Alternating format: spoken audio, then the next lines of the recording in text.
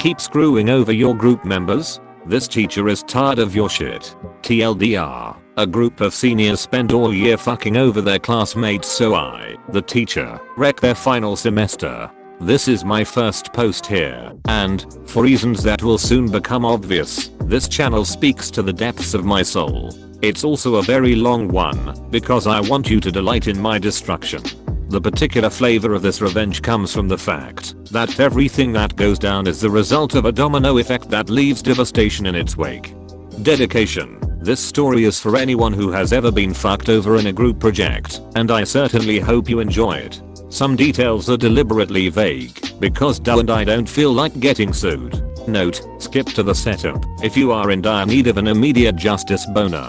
My backstory, not super necessary, but will give you insight into my logic. I've been teaching for many years, but it's important to understand that in my first year of teaching, I got put on blast by an elite group of ep and their ec. Not a week went by without someone either demanding my job, trying to undermine me, or just calling me a piece of shit.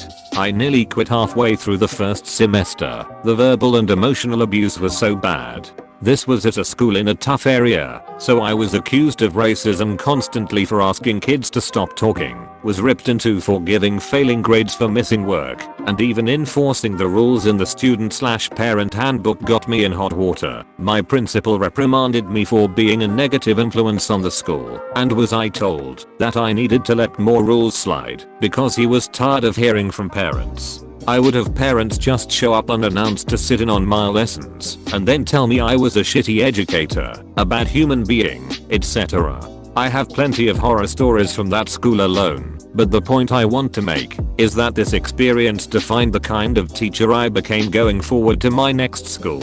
I needed to be that person who wasn't a shareball, because I needed to focus on the one job that mattered, teaching kids. My next school was in a fairly affluent area. It wasn't uncommon for me to find out that my students' parents made millions, which brought its own unique set of problems. However, my new principal was super supportive of me as long as I followed the school's handbook to the letter, because by doing so, I was in line with the school's philosophy and protected by law. We seriously had parents filing frivolous lawsuits all the damn time. This school had long ago learned that caving to parent demands spilled blood in the water and brought the rest of the sharks in droves. My first year at this new school was successful for many reasons, but primarily because the school culture was easily adapted to it. By planning ahead, I was able to head off 99% of all negative parents at the pass. The few times a parent tried to rip into me at conferences, I ripped back so hard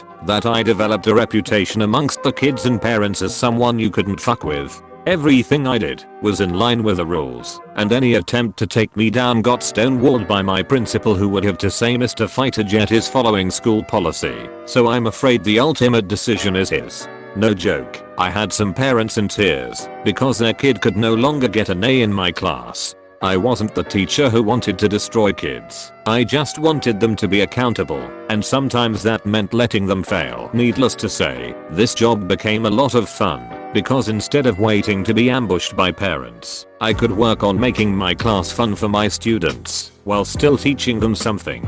I made ironclad rules for the classroom that brooked little argument, and would adapt the following year to make it harder for students or parents to ruin my day. I have many stories like this, but this is one of my favorites. The backstory. The year this happened, I taught a HS class with grades 9 to 12, that's 14 to 18 year olds for you overseas guests. My class wasn't necessary to graduate, but did count as a core requirement. One of my beginning of the year rules was I never want to hear when will we ever need this, because you didn't have to sign up for this class.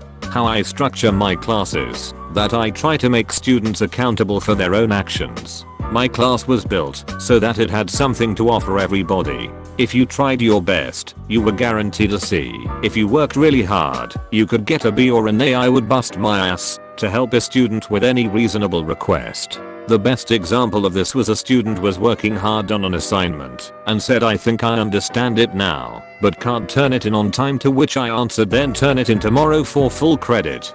This is how hard work pays off. Other than a few hard deadlines in my class, I would do whatever it took to see you learn the material. Fuck around in my class? I have already found ways to run circles around the pathetic excuses you throw at your parents for your poor performance. It sounds callous, but I was the teacher who would stay for 90 minutes after school to help you catch up, to help fix your project for another class, or even to listen to you cry about your parents' divorce. If I caught you goofing in class instead of doing your work, my rule was that at least 70% of class time was intended for homework, quizzes, etc. I would warn you a couple times, email your parents, and then wait and see if they even gave a shit. If they didn't, I would let you keep digging that hole until you were hip deep in water and begging for a ladder. And then I would toss you a rope instead. You could still climb it if you tried hard enough, but a lot of kids would just cry until that hole caved in and buried them. I also utilized my school's online grading/assignment system for nearly all of my assignments, which meant I could document when a student looked at the assignment, how long it took them, etc. All of this allowed me to see what my students were doing when they did it, and also if they were plagiarizing. This was one of the tools that helped me make important decisions about leniency, and also allowed me to say things at conferences such as, of course the test was hard, your child didn't attempt the 9 homework assignments until 11 PM the night before the test. Being able to prove that a student wasn't trying made it impossible for blame to be laid unfairly at my feet. It also meant the worst kids avoided my class. Bonus. However, this year, something magical happened. Every other year, I would get a wave of kids who just wanted to screw around and blame everyone else for doing poorly. At the end of the year, students would shit talk me, my class sizes would drop the following year, then I would receive high praise from those kids, so everyone would sign up, so on and so on. But this year, not only did I get a giant wave of knuckleheads, but they came with parents who loved to make trouble. I had already heard tales of some of these parents. Other teachers were just dying to hear stories about our interactions, because these parents were very much entitled. They would name drop lawyers when they didn't get their way, try to badger teachers into giving their kids extra credit, and would largely deny any wrongdoing on their kids' part. These were the parents who would get called in because their student was busted cheating, then accuse the teacher of making the class too hard, therefore validating their student's need to cheat. So about these knuckleheads. It was a group of roughly 7 senior boys who all shifted their schedules to be in the same period with each other. The other teachers could not believe that I had all of them at the same time, but I just shrugged it off. Every week, the staff lounge was dying to know how I dealt with their shenanigans, but for the most part, I had shut down most of their shit from day one. I actually got along very well with them, despite their constant goofing, because they had mastered the ability to appear busy and didn't distract my other kids. Then came the first group project. My class size was just right for 7 groups of 4 to form. The idiot collective formed 2 groups of 4 by pulling in a kid who had been absent on the first day of the project. These 2 groups crashed and burned on this project super hard for several reasons, but the biggest were that they fucked around during class time and b, put off a 2-week assignment until the weekend before, and then dumped all the work on everybody else, which resulted in everybody doing minimal effort. I handed out the shit grades and was immediately pulled into parent conferences with several of them, one at a time. Obviously, every meeting was the same. My kid did all the work, so he doesn't deserve a bad grade, or my kid didn't understand the assignment, to which I handed over my hyper-specific rubric, which is a checklist for how I grade things. I never wanted to be accused of grading based on not liking a kid. These largely went like this. My kid did all the work and I don't think it's fair it should hurt his grade. Me. Here is the work your student turned in. *hands it over. Here is my rubric which I printed and emailed to your student the day the project started. *hands it over. As you can see, I have itemized the grading for ease of use. I would be happy to go over the grade your student earned.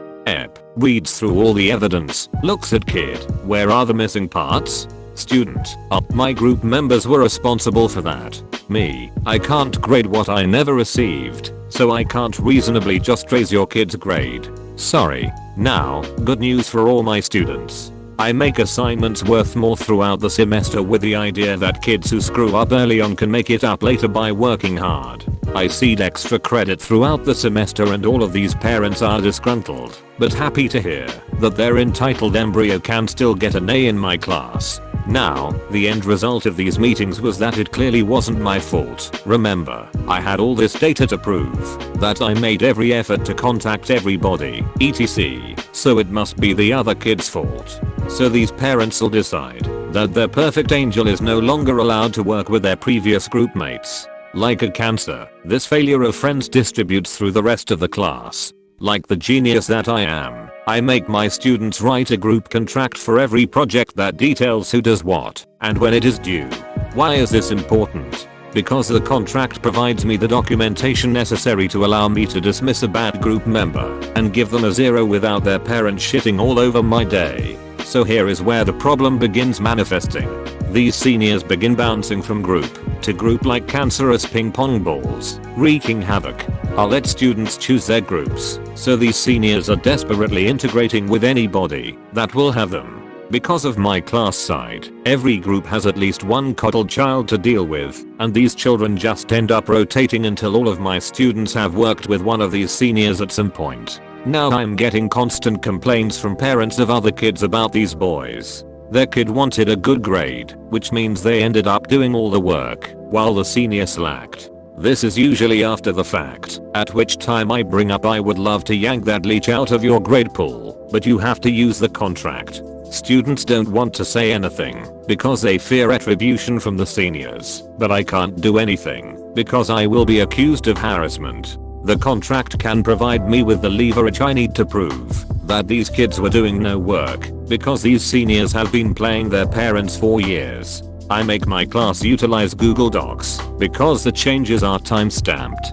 No joke, I've had students produce all the work the morning of a parent meeting to try and lie their way out and make me look like a piece of shit, but that timestamp is a godsend. Luckily, my class is balanced.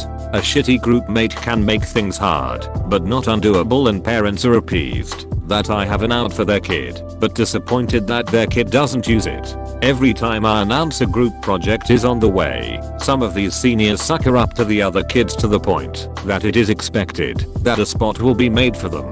I'm talking buying kids lunch, bringing them gifts, etc. Seriously, the day before a group project starts, all of the seniors now sit at separate tables from each other so that they could pull the "I'm already here, let's be in a group" card, which works most of the time. The strain on class morale is difficult, but I'm biding my time. The other students are grabbing at extra credit opportunities constantly so that their grade can absorb the blow, and parent complaints are completely mitigated because I'm still offering every chance for success. My principal has a copy of my syllabus in his computer so that he can quote student policies that the parent signed off on. Not uncommon for him to hear I don't read that shit, so it doesn't apply, but he reminds them that the clause above the signature line says my signature denotes that I have read this document in its entirety and agree to abide by all the rules or something similar, and that this should be a lesson to the parent and the student that when you sign something, you should read the fine print. Asterisk I if you ever become a teacher, find an awesome boss like this and stick by their side. The setup. So I have 7 slothful seniors, but I shall name the worst of these Larry, Curly and Mo. The fallout affects all of them, but these 3 are the ones whose parents have a boner for making trouble. Every time they bully a teacher into compliance, I imagine they sit around a smoking room with cigars and cognac, laughing at how they got their way yet again with a lowly teacher. I know that anything I do will be heavily scrutinized once the grades start falling, and I need to be able to shrug it off because I have other shit to do, and I refuse to be the smiling topic of discussion in their celebratory circle jerk. However, a special note about Larry: since he turned 18, his parents now travel non-stop and are impossible to reach. Larry is now just a huge douche because his parents no longer care about what he does. I closely monitor their grades in my class, but also in others. This may sound sketchy, but I routinely do this with any of my students who struggle with the material, so that I can identify if the issue is my class or all of their classes. Students have been known fake their grades using Inspect Element, and I got tired of hearing, but they have A's in their other classes. Because then I look like the piece of shit. Anyway, after a check, I speak with the other teachers. It isn't hard to find out that these boys are doing minimal work in other classes, and I actually discover that Larry has been finding ways to get other kids to do the work for him and then disseminating it among his friends. Other teachers have been bullied into lowering test percentages in their class, and guess what? He and his friends are enrolled in these classes. Despite bombing these tests, HW and project grades give them a comfortable cushion, so that most of them are floating at low B's. I can't prove this, they are using Snapchat, but when I bring it up with their teachers, the teachers don't feel like trying to prove it, and duke it out with the parents. Now, they are gaming other classes for minimal effort. However, their only recourse in my class is to keep rotating through groups and leeching off of their hard work to maintain season B's, and the other kids are too nervous to utilize the group contract to get them fired. Remember how I mentioned that I steadily increase the value of my assignments to keep kids working and give them a chance to fix their grades? Me, *random day in class. Hey everybody, I was looking in the schedule and realized that your last project before finals may stress you out unnecessarily. Would anybody mind if I dropped it? My class, *tired of getting banged on group ASSIGNMENTS nope. Drop it. Best teacher ever. Me. Okay, well just so you know, I'm going to move our next project back a couple of weeks and extend the deadline by a week. Also, since I cancelled the last project, this means that the next project will now be worth roughly 20% of your final grade, so do your best. Screwing this up could kill your grade. My class, whatever point JPG. So in one step, I have inflated this assignment and also moved it. I send out an email to parents and students letting them know about the change to the syllabus and the assignment. Get no responses other than happiness that I'm removing stress from the end of the semester, etc. I actually did this primarily because another teacher, who was a huge douchebag, plunked down a monster project that same week and I knew it would burn out my students prior to finals, so figured a break was in order. Win-win for me, really. Now why did I move it? *maniacallaughter.mp4 The Friday before the project started, I announced at the start of class, okay, I'm introducing the project now, so that you can get into groups today, and we can do it first thing Monday morning without delay. Since this project is so important, this announcement elicits a room full of shit-eating grins. Why? It was senior ditch day. Our school didn't condone a ditch day, so the kids tried their best to keep it a secret, but I found out a month in advance. All 7 of these kids were absent from class, which meant that I had just given the entire room freedom from these dead weights. Immediately, groups are formed, and even better, I had a couple kids transfer out of my class at semester, which meant, numbers wise, these knuckleheads will have to work on this last group project together, into groups. I emphasized that everyone needed to get to class as soon as possible, so that they could start as soon as attendance was called. My original intention was to light a giant fire under all 7 of these chumps, to get them to actually put in the effort they had neglected to do all year. Most of them had grades in the low C range, except for one in the low B's. As a bonus to all my students, I put an extra credit portion on this project, so that they could recoup their early semester losses, but also allow these seniors to do very well, if they put in the effort. This wasn't meant to be a revenge tale, but an attempt to give them one last lessening responsibility. Before the end of the day, I send out a parent/student notification that the project had been started, and that any absent students needed to contact their classmates to establish groups before Monday morning. This was important, as you'll see. I'm sure you can guess what happened next. Immediate fallout. The next Monday, the seniors come traipsing in seconds before the bell to discover that there are only 2 tables to sit at. Whatever, they take their seats. Me, *AFTERATTENDANCE OK. Everybody has a copy of the rubric, so go ahead and get started. Rest of class immediately pulls out rubric. Seniors, *LOOKING around FRANTICALLY*. The seniors quickly realized that they have been played, and the arguing starts. First thing that happens is that Larry, Curly, and Mo decide that they now belong with whoever they happen to be sitting with, and scoot their chairs over to sit with different tables. I catch this right away and tell them that the groups are already at maximum size, 4 people per group. The other 4 seniors are already fighting with each other because they know that none of them will actually do any work.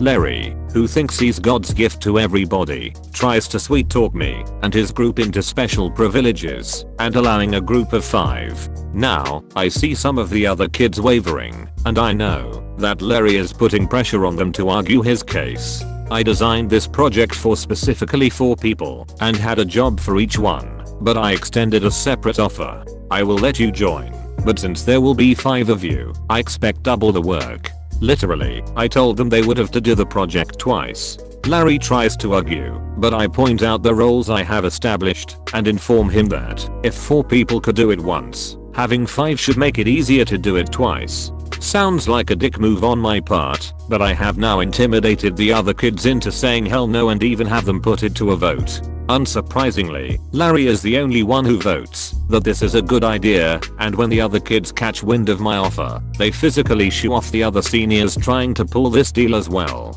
You will all be delighted to hear that the rest of the period for my seniors is spent arguing over who will work with who. They end up forming 3 groups, and I nod my head, make sure they have the rubric, and then wish them the best of luck. Being the smart teacher that I email Curly's parents and Mo's mommy that they have chosen to work with each other. Mo's mommy shows up to argue with me all the time, but has quickly learned I won't take her shit. At a previous meeting, she even laid into Mo and told him I'm tired of fighting all these battles with your teachers, and I'm starting to think that you're the problem, but I suspect this is for show. Curly's parents email me back and say they will make sure Curly writes a group contract. You see, Curly has sold himself as the best student ever, and clearly he will do the work and fire his classmates. Mo's mommy immediately requests a meeting with me. Per school policy, I do not have to respond to an email for 48 hours. I wait until hour 47 and email a non-committal I would love to meet. When are you available? And wait for a response. I then wait another 48 hours to inform her of a time the following week that works for me. Now, some of the other senior parents have emailed me angrily demanding why I let their kids choose to work with the bad kids again. I had to inform them that I didn't expect all of them to be absent. Immediately, some of my seniors get burned at home because they ditched, and their parents tell me just try to help them pass, which I agree to. Some of them need this class for graduation.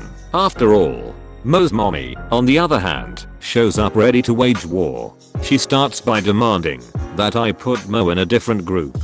I decline, because the project has now been going on for a week, and it wouldn't be fair. She demands that I add him to another group. They're all full and students have already done the lion's share of the work. She demands that I'll let him work by himself with an extension. I gladly offer him an extension and slide a copy of the rubric over to him, and he goes white. At this point, he knows that he is never planning to do any of the work. In fact, I know that his group hasn't even started. I have a copy of their group contract which was hastily scribbled in pencil with no due dates on it. He starts arguing with his mom that he would rather work with his friends, and that he is upset that he got stuck in this situation. Contemplating this, she accuses me of deliberately waiting until that day to screw the seniors over. After all, it was a school-sanctioned event, and I'm being a jackass about it, and she'll go to the board with her story. Wrong. The joy I get from all of my prep work is shutting down bullshit like this. All 7 of the seniors hung out on ditch day at her house and told her that the principal had given them the day off. Even better, they called in and pretended to be their own parents so that it was an excused absence. He is immediately busted, and his mom flips a switch and jumps all over him. You see, she can keep pressing me on this issue, but I now have evidence that he pretended to be his own dad, and this is a suspendable offense. I buy myself into her graces by telling her that I had no idea that senior ditch day was that Friday, but I gave her kid a free extension on the homework that was due because I thought seniors deserved their own traditions, blah blah blah. She buys it. Also, I can prove that I emailed him and her and gave them plenty of notice before Monday morning that they needed to pick groups before something like this happened. Obviously, once I found out about ditch day, I tried to give her precious treasure a heads up, but I don't know why he didn't take it. She makes him open his email. My email is sitting there, unopened, and I have won this battle. She thanks me and takes him home. Class morale is super high unless you are one of the seniors. A week before the project is due, neither group has actually started in the HMS. Class average is about to hit an iceberg. The project comes due. It comes as no surprise that my enterprising seniors have turned in easily some of the worst work ever. One group got into a text argument the weekend before it was due and made one of the kids do all the work. Mo and Curly are in this group. The other group, with Larry, has also turned in a steaming pile. I make sure to grade these two projects first because I know the fallout is going to be big. All the seniors dropped at least one letter grade. A couple dropped 2. This is 4 weeks before graduation. Larry appears to take his F- in stride. They got something like a 10% on it, so I know he's plotting something.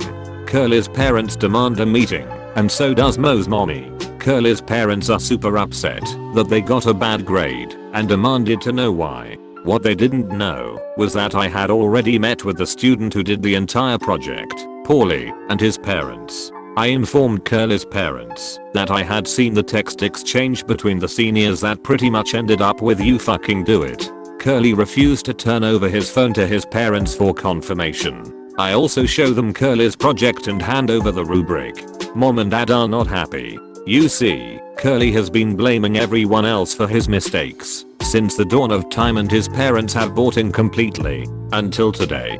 Dad pointedly asks, "Which part did you do?" And this causes Curly to spout actual tears. I then pull up a spreadsheet of all of the group project scores from the year with no student data and have highlighted his scores, which are among the worst. The purpose of this was to use data to prove that their son, frankly, never does the work. Curly is absolutely destroyed by this. His parents kick him out of the conference because they are tired of his excuses and ask me what they can do. I tell them I would be happy to offer one-on-one tutoring and that he can still pass the class if he does his homework and gets a B on the next exam. They agree to this, we all shake hands, and they leave. Curly's story largely ends here. He never shows up to tutoring, and I email his parents. After 3 emails, his dad finally responds with his mom and I have decided that he needs to learn to be an adult and are leaving him to his own devices. Thank you for your efforts. Curly will spend the rest of the semester doing little to no work. Because he is grounded at home, he is now just watching YouTube videos on his phone during school. The ripple effect is glorious because now Curly is doing this in all of his classes. I speak with his teachers and they all email that he has quit doing work in class and get the same reply I did rather than the vehement responses they are used to. When Curly fails his classes, he still graduates, but his parents have informed him that they are no longer paying for his college and it's time to get a job. Mo's mommy flips her shit and demands answers. Unfortunately, Mo is in the same group as Curly and she gets the same answers from me. Strangely enough, once she's exhausted every effort and attempt to somehow blame me for this, she admits that she knew Mo was part of bullying the lone senior and that he should be ashamed of myself. She deliberately tried to play me, but outed herself once she knew that I already knew everything. Super annoying, but I agree to help tutor him one-on-one, which makes her happy. Long-term fallout. Mo's mommy is emailing me every few days now. Is my son doing his work? Did he get help with his homework? Etc. Non-stop, but she knows better than to fight with me. Larry is unusually chipper and is no longer doing his work. I find out that Larry is supposedly going to a college where he just needs to maintain his GPA over a super low number. He claims an F in my class won't change anything, so I make sure he doesn't distract the others. Mo shows up only occasionally, but strangely enough Larry pops in just to say hi whenever Mo is getting help. I can't fathom why he does this, but suspect he is up to something and already have a backup plan in place. You see, Mo's mommy is nuts, and I make sure that there's always another person in the room with me when I tutor him. Anyway, Mo's mommy is constantly checking in. I start waiting 48 hours between emails, cause I can, and she starts dropping by in person unannounced to check on him, me. She's been acting cagey lately, and I'm starting to suspect something.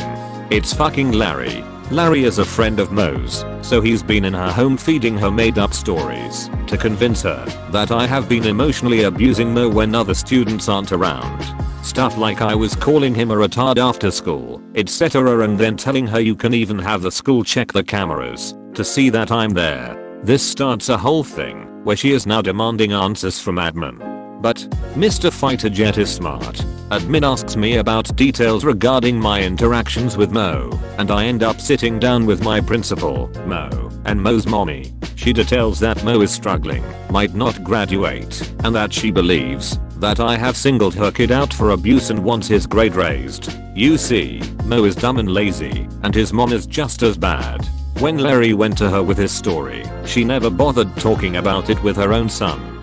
He just agreed and went along with it, so I asked Mo point blank to please describe what has been said during our sessions and then offer to leave the room so that he can tell the principal without me there. She tells me to stay because she wants me to hear from her son what I've done to him. What neither of them knew was that I was a mentor teacher. That meant I had a first year teacher as my mentee, not a student teacher, but a new hire that works with a veteran teacher to learn the ropes of our school, and I had her working on grades and such in my room after school. You need so many contact hours. On the days I agreed to meet Mo, she was young, so Mo thought she was another student and never questioned it and couldn't even remember that she was in there. My principal already had statements from her detailing my interactions with Mo, and Mo was unable to give any actual details and suddenly forgot what had been said to him.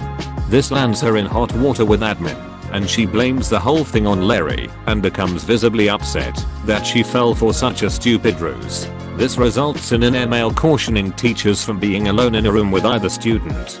Suddenly, after school help evaporates for both, but hey, I always have someone in my room, so whatever. After that meeting, Larry is now suddenly super concerned about his grade. I rationalize that he was hoping to burn me out of my job and then use the fallout to get a free passing grade. Obviously it doesn't work, so fuck Larry. I have kids who actually want to succeed. My free days are now on days I know he works, and he never shows up for tutoring anyway. Now that other teachers are hesitant to meet with him, he is unable to cut deals to raise those grades either. Seriously, teachers fell for his change of heart spiel every semester. Mo's mom makes a last-ditch effort and tries to convince me that the parents of the seniors have scheduled a meeting with my boss to have me fired for giving their kids a bad grade, and that she would be willing to put in a good word for me if I meet with her first. I'm sitting next to the principal when I get this email through an app on my cell phone, and he has no idea what she's talking about. I tell her I'd be happy to meet everybody but that I would probably eat my lunch during such a meeting, and that I hoped people didn't mind the smell of fish. I gotta know, seriously, they are threatening to sue you, but feigned stupidity and informed her that I couldn't be sued for eating fish during a meeting. She now realizes I give zero fucks about anything and can't be threatened. Again, there's nothing she can do because I'm simply following policy. The last few weeks are frantic for these seniors. One by one they fall because they've done little to no work for a couple years now, and they have no idea how to apply themselves. Other teachers are emboldened by how hard I shut them down and finally hold them accountable. A few of them just barely manage D's in my class, the rest fail. I get a few last second squeaks of what can I do to raise my grade, but have now documented that none of them attempted the extra credit assignments and that was their chance. It's hard for a parent to shit on you when you can prove you actually tried to give their student extra credit and can then prove they never opened the assignment online. These guys are now failing some of their other classes. A couple have breakdowns in my class and leave crying. Their friendships are fracturing with each other because they now all hate each other for what happened, which they will get over during the summer. My last test came, and I made it an online multiple choice test. It was easy enough to have the questions and answers shuffled in random order, meaning they couldn't cheat off each other. You see, I knew for a long time that they would sit next to each other to try and cheat on the exam, and Larry had blown a ton of money on a tutor to try and carry his friends. This throws them all off, and when Mo's mommy accuses me, again, of trying to trick her kid with a much harder test, it was easy enough to shoo her away with a simple email. Larry passes the exam, but his grade moves up to a meager D-. The results. If you're still here, congratulations on dealing with my wall of text. Here are the results. Of these 7 seniors, 1 didn't graduate and had to transfer schools. His parents were embarrassed that they paid to fly the whole family out for a graduation that he didn't get to take part in. 2 of the seniors lost all of their scholarships and could no longer attend the schools they wanted. Their fallback plan was to attend the same school together and become roommates, which they did with 3 of the other seniors, including Mo.